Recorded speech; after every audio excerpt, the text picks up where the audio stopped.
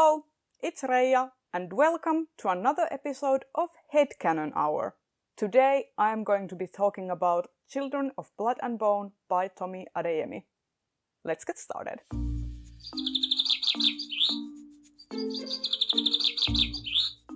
This is gonna be short and sweet because I don't have that many headcanons on Children of Blood and Bone because it is the first book in a series of books. So unlike A Song of Ice and Fire, which has a huge amount of books and lore and backstory, Children of Blood and Bone is only just getting started. But I thought I'd still share some of my headcanons and future predictions because I am quite intrigued of what this series has to offer. First of all, Amari and Binta. Binta is basically the catalyst for this whole story. Nothing would have happened if not for Amari's father killing Binta, who was the most important person to Amari.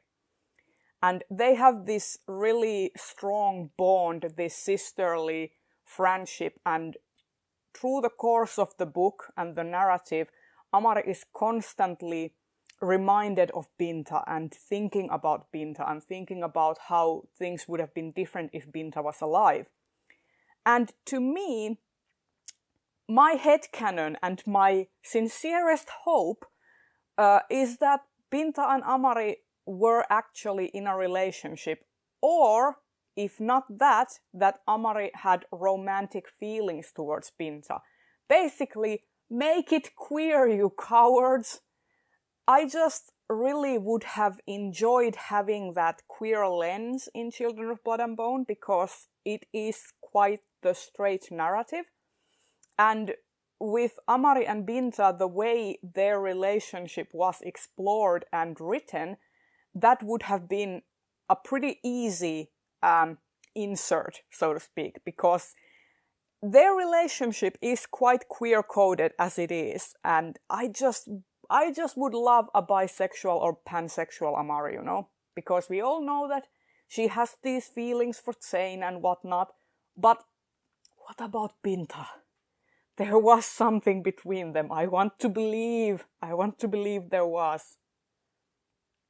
And speaking of another romantic entanglement, I want to talk about Inan and Zili.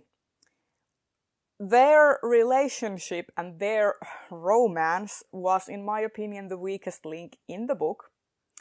But I came up with a headcanon that made it feel more palatable for me, and that is that Inan basically used his powers in order to make Zili fall in love with him.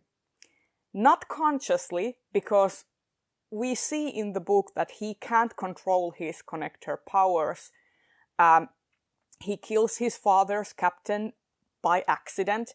He doesn't really know how to use his powers. Even when they are in the dreamscape of his own mind, Zili at the beginning is in control of him. But that brings to mind that he is a connector and his powers are all about persuasion, mind control and whatnot. And the whole insta-love thing just feels so out of place. But what if Inan subconsciously used his connector powers on Zili after they had that shared experience of trauma where their siblings were kidnapped, because that's when it started. And I just thought that was a lot more palatable and easier to digest. So in my mind, that was not really love. That was accidental mind control, and you can't tell me otherwise. Or you can, but I just have my own preference. And for some future predictions, what do you think will happen in Children of Virtue and Vengeance?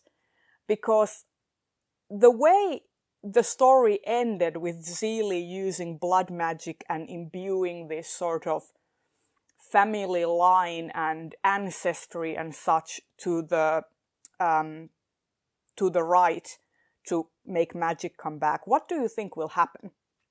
because I think this means that Zeely gave magic to every single person who's had magi relations or who has magi blood in them. Because Inan already got magic, and now it seems that Amari has inherited Inan's magic at the end of the book. And I just feel like there is going to be a huge upswell of magi gaining their powers, and it's going to make the whole world really unstable because people are coming into their powers, and Kosidan and Magi are kind of like in the mix there, and kind of I just think there's going to be a lot of civil unrest and factions and people going to war against each other, because it's not gonna be a smooth transition. So what do you think? Tell me in the comments, what are your headcanons considering Children of Blood and Bone? What did you think about the whole romance between Inan and Zeely? What are your predictions? What are your theories? Tell me in the comments, I would like to know. And that is it. This has been another episode of Headcanon Hour, a series that is not all about headcanons, nor an hour long. I will see you in the next one. Bye bye!